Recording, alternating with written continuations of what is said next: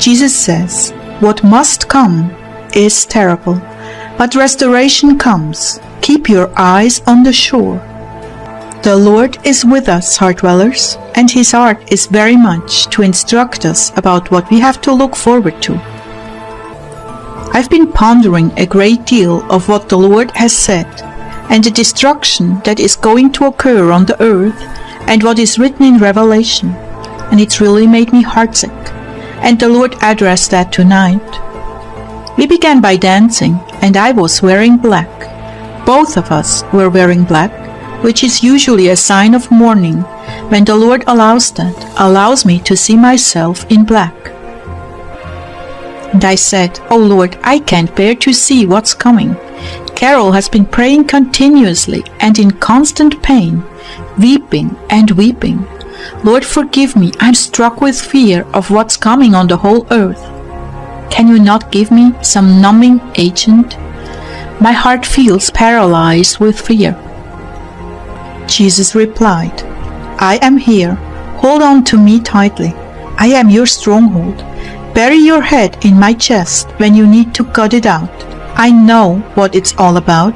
I'm sharing my crushing pain with you, but only in such tiny drops that even the eye cannot see. Yes, what must come to pass is a terrible thing, but this is the refining fire I must prepare my people with. Everyone must pass through this fire, even as the earth passeth through it. Yet I will never abandon them, never. I walk beside each one, even those who do not call on my name. I walk with them in hopes that they will finally confess their sin and come to me fully repentant, ready to start a new life, even if it begins with the body's physical death. Yes, even that. Nothing will be compared to the suffering of those who choose the mark of the beast. Nothing in this life compares to the torment of those who receive the mark of the beast and the torments of hell that are to follow it. I felt moved to look up the scriptures in Revelation 9. The fifth angel sounded his trumpet, and I saw a star that had fallen from the sky to the earth. The star was given the key to the shaft of the abyss. When he opened the abyss, smoke rose from it, like smoke from a gigantic furnace. The sun and sky were darkened by the smoke from the abyss, and out of the smoke locusts came down on the earth, and were given power, like that of scorpions on earth. They were told not to harm the grass of the earth or any plant or tree, but only those people who did not have the seal of God on their foreheads. They were not allowed to kill them, but only to torture them for 5 months, and the agony they suffer is like that of the sting of the scorpion when it strikes. During those days people will seek death, but will not find it. They will long to die, but death will elude them. And then the other scripture that came to mind, go and pour out on the earth 7 bowls of the wrath of God.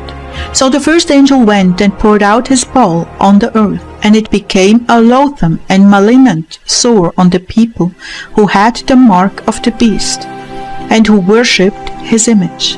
Revelation 16. Speak to my people, daughter. Warn them again and again. The most foolish thing they can do is to receive that mark. Everything I have written in my word through the prophets and apostles has indeed come to pass. Once they wake up to the reality of that, it's a short walk to see how the next 7 years will go, including what will happen to those who accept the mark. Please, my children, don't be stubborn like the mole. Keep your eyes on the shore. Keep your eyes on the shore. Declare everything unclean must be destroyed before I come to rule. I'm going to wipe the slate clean, so to speak, and return the earth to the purity of Eden. This must happen. The old must be destroyed before the new can be brought forth. And even 1,000 years from the tribulation, people will talk about this the very same way they talk about Noah. Yes, the earth was cleansed, but not totally restored in Noah's day. Just as you burn the weeds from a field before planting, so must I burn the weeds of this civilization to make way for a new life. Man has not learned his lesson. This second cleansing will accomplish much in the way of reverential fear of God. In the beginning of my reign, joy will reign supreme, but iniquity will again find its way into the earth and lead to the second Armageddon. That will put a final end to this strain of evil that lies dormant in the genetic makeup of man. Until then, it is a long journey with many ups and downs, and yet many glorious stories to be told. Persevere, my holy people, do not grow weary. There's an end in sight, when heaven will dwell in the earth, and all mankind shall worship me, and peace shall reign, even as if springing up from the very soil. Do not grieve. Keep your eyes on the shore.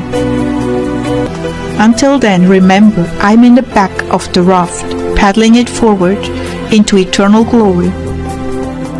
I felt impressed to look up the scripture, and I heard a loud voice from the throne saying, Behold, the tabernacle of God is with men, and he shall dwell with men, and they shall be his people. And God himself will be with them, and he will wipe away every tear from their eyes, and there will be no more death, nor mourning, nor crying, and there shall be no more pain, for the former things have passed away. And he who sits on the throne said, Behold, I am making all things new, for these words are faithful and true. Revelation 21:3-5. And as I just finished recording this, Ezekiel had been in prayer and overheard the message. He came to share something with me. The Lord had spoken to him and said that there would be 3 distinct phases. The first one would be regeneration, spontaneous regeneration of all plant and tree life. The second would be rebuilding, as with Nehemiah. And they set to work with one heart, with Jesus directing. And the third, complete restoration. And every man shall sit beneath his own tree. Once again will he hear the sounds of joy and laughter, and little children playing in the streets.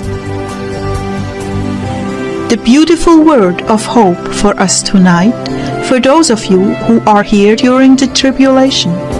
This is a beautiful word of hope. Hold on to it. Bury it deep in your heart, and don't let the enemy steal it with his lies. The Lord bless you, heart dwellers.